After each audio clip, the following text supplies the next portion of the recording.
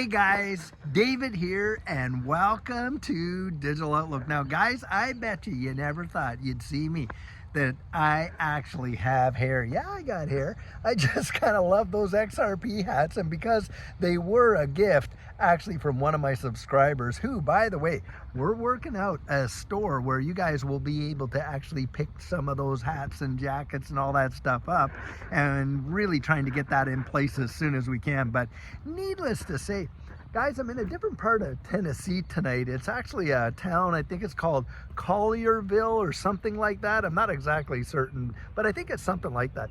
Anyway, I was out here and I saw this absolutely gorgeous, I mean, look at this. Beautiful, beautiful walk around lake. And I thought, guys, I have got to get out here and really touch base with the community and let them see just how beautiful this is. It is truly amazing.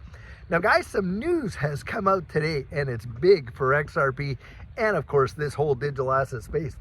And the news is this: Grayscale has come out, and guys, they have filed application to convert their $600 million trust to an ETF. Now this is a basket of different digital assets, so it's not just for XRP, but XRP is certainly in there. And guys, here we are, another ETF is right on the block. And it would not surprise me if very soon most of these ETFs are going to get approved. And I think that is really going to be a big deal. Now, I know we've heard about it ad nauseum. And as a result, most people get desensitized to this kind of news. And they think, well, you know, nothing's going to be a big deal. Guys, think about it in this way. These are all spot ETFs, a lot of these things. Now, when you understand how exchange-traded funds really work, you know, they are securities. The underlying assets do not have to be securities, of course. But what it does, it allows a lot of institutions that, because due to their fiduciary responsibility, they can't actually get in there and, you know, get direct access to these assets because it's beyond that risk tolerance level. So when you're talking about exchange-traded funds in that capacity, you know, this really matters. Now, why does it matter that much? Well, it matters that much because, think about it in this way. When you're dealing with spot exchange-traded funds are required to hold the underlying asset that they're based upon. Now, when you're having that in there, what ends up happening at that? Well, what ends up happening there, guys, is there is a competition for the asset, isn't there? Because they're all competing for those investment dollars, and they all have to be holding, you know, the underlying asset. Now, do you not think that that is going to have impact on the supply-demand ratio for XRP? Of course it is. And this is where a lot of people will come out, no, it's not, and on and on and on. And really, they don't know what they're talking about. And boy, oh boy, do they ever want to throw some darts and shots at the wall, I'll tell you what. And you got to have, you know, in this space, guys, let me throw this out there too. You have got to be like a duck, like these ducks right here. Water off a duck's back. You can't let what someone else is saying really, really affect you, because if you did, you would have absolutely no confidence, no esteem, no anything. You'd allow them to shoot holes in you like nothing doing. Now, I have been in this space for 5 years plus now. And guys, it revolutionized our lives. So I'm not just talking out of my hat. You know, Judy and I experienced it. Look, the space changed our world and changed it in a big, big way. And I'll tell you what.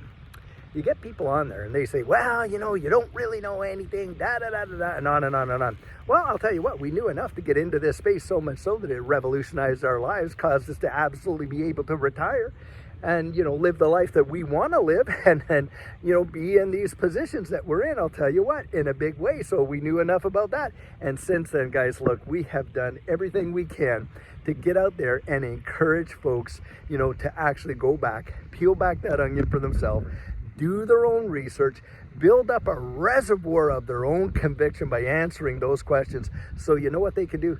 Go out and make some really amazing decisions for themselves right there. Now, there are folks that are out here. And guys, I'll tell you what, they are just filling you full of a lot of fear.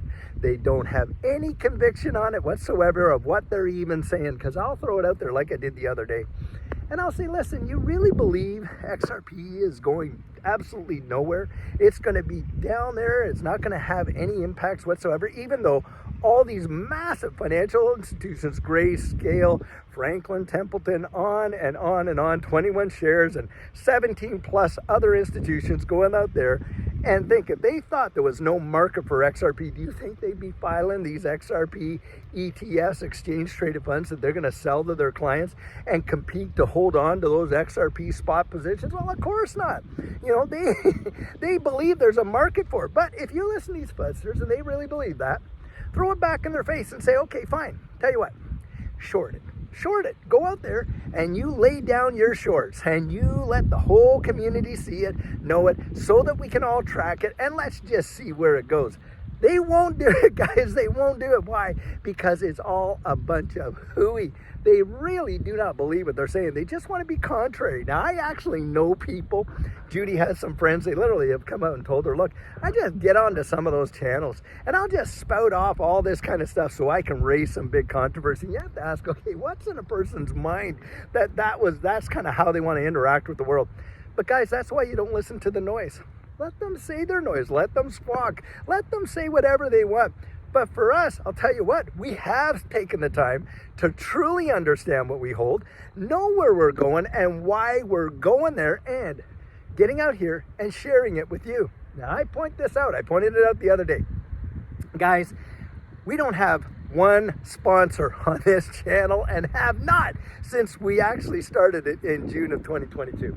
So in that capacity, and people go, oh, they're just saying that for clicks. Are you kidding me? They don't even know how YouTube works. I'll tell you that right now, because the amount of time, energy, equipment, and on that a person needs to invest, and for a long time into YouTube before you see any massive profit or monetary result, is staggering. In fact, you're working for way less than minimum wage if they genuinely knew how it works, but they don't. And so you know that they're just talking out of their hat when it comes to that. Guys, please, I'm encouraging you, do yourself one of the biggest favors that you will ever do in your living life. Get out there and genuinely try to understand what this space is, how it's representing. Why do these multi-millionaire companies, why are they out filing for XRP exchange traded funds?